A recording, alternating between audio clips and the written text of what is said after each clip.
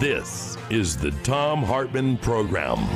Welcome back. Thom Hartmann here with you. Let's check in. We had an election last night, particularly in Kansas and Ohio. Let's check in with our old friend Greg Palast, the investigative journalist, author, filmmaker.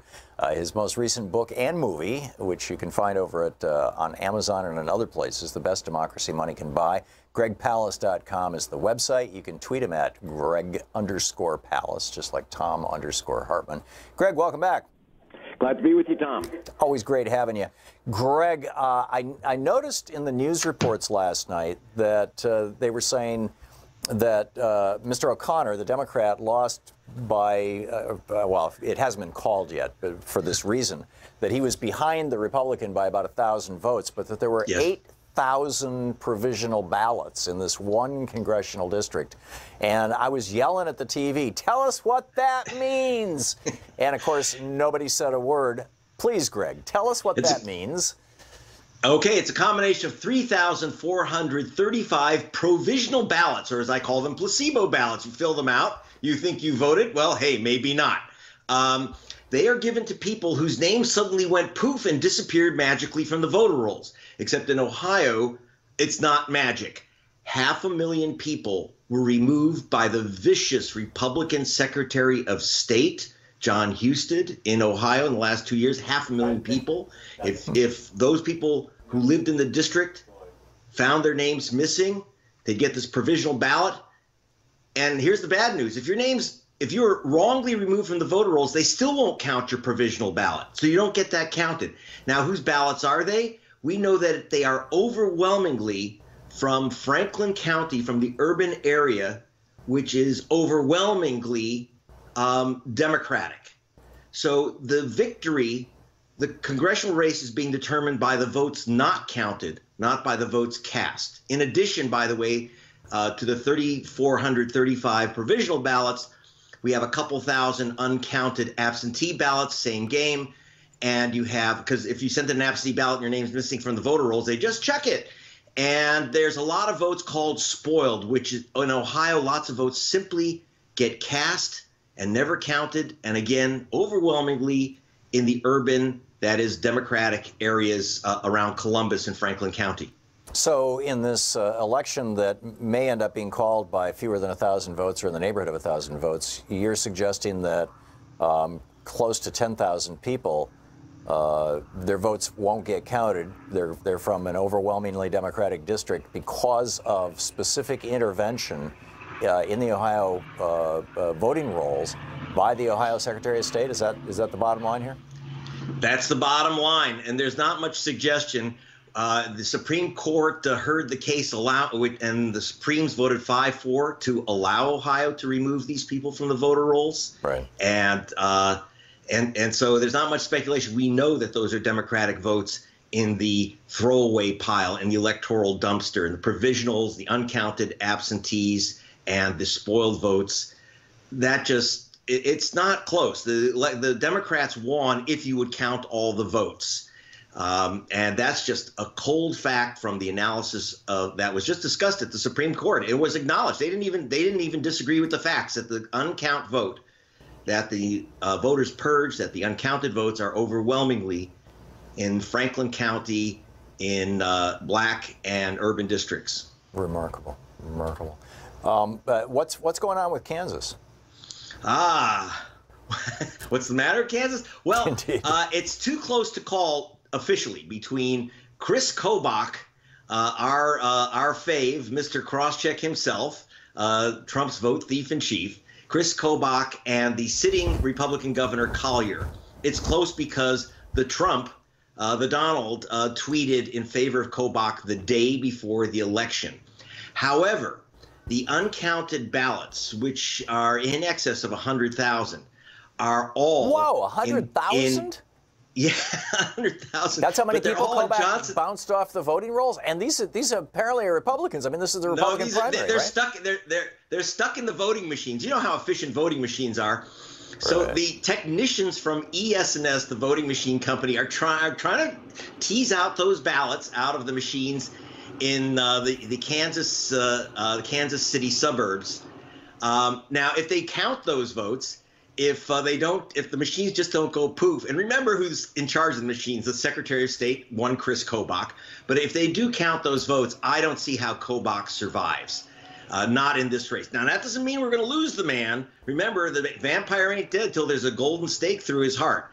But I don't think he can win this race in the Republican primary if they can find the votes inside those machines that are locked in and they can't come out. So, geez, 100,000 votes not being counted in Kansas because the ES&S. What happened to the machines? I mean, do we have any idea why? Well, the line that they're putting out is that the machines that the votes are there, but they can't pull the tallies out, and that ES&S, the voting machine company, has its technicians working all night. The question is, who are they working for? But they're working all night to get the votes out. If those votes come out, I think it's going to be hard for Kobach to claim a victory in this gubernatorial primary. Interesting.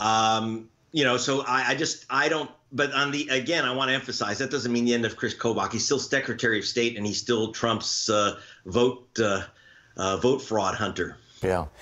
Back to Ohio, just real quickly, Greg. I was surprised that there were as few provisional ballots as there were. I got the sense after the Supreme Court case and how aggressive Ohio has been in recent years at purging the voting rolls, that there would probably be a much larger number. What am I missing here?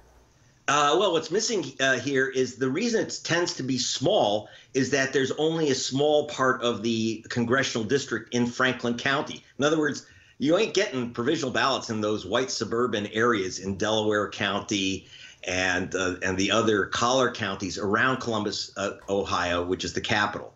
So it's a very small part of Franklin, and that's really where the provisional ballots are. Frankly, they're back-of-the-bus ballots, overwhelmingly given to black folk and poor folk, and they're the ones who get shafted out of their vote and handed these provisional ballots. So it's basically you have a huge suburban white and Republican district, and that's actually what makes it quite astounding that it is close enough for them to steal. Yeah, and the Republicans tend not to get their votes purged, so this was basically out of this one one out of the 5 counties, yeah. Yeah, remarkable. Greg, just a quick last question here. What is being done to clean this? I had a caller in the last hour saying, well, why can't Democrats get on board with Republicans about, cleaning up the voting rolls and just giving everybody a free national ID or something like that?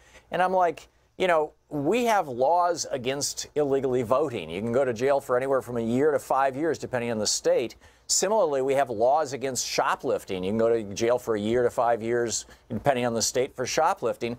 By and large, people don't shoplift, A, because they're not inclined, and B, because they don't want to go to jail. For the same reason, people don't vote when they're not legal to vote. I mean, it might be 50 people a year across the country, and most of them are voting by mistake, felons who didn't realize they couldn't vote, things like that. But Democrats are starting to buy this. What can we do? Oh, boy. Well, think about this. You have 3,400 people, mainly in Columbus, Ohio, who showed up at the polls to vote in this congressional race. If they were illegal voters, you shouldn't throw away their ballots. You should arrest them. But they're not illegal voters. If they're illegal voters, arrest them. Now, in the old days, if your name was missing from the voter rolls and you swore under penalty of prison on an affidavit that you are a legal voter, your vote would count. That's the old affidavit system, which was replaced by George Bush with provisional ballots, which don't get counted on your affidavit statement.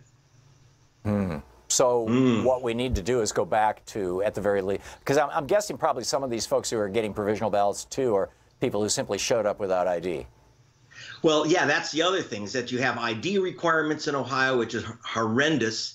By the way, a lot of people who don't have the ID or their names are missing from the voter rolls walk away. They don't bother filling out the provisional ballot. Right. So we haven't talked about the big walk away, the spoiled ballots. That is the ballots that they say are uncountable. Again, mostly in Franklin. We're trying to get that information. They tend to hide that stuff. In England, by the way, the BBC never reports the tally without telling you how many votes were not counted. And it kind of minimizes the uncount. Right. So, I think one of the things is we have to go back to the idea that Yep. I'm sorry, Greg. We're using your Skype audio, and it can't compete with the music, and the music just started. Greg Palast, the genius of Greg Palast, the investigative journalist, author, and filmmaker. GregPalast.com. You can tweet him at Greg_Palast. Greg, thanks so much for being with us. We'll be back. This is the Thom Hartmann Program.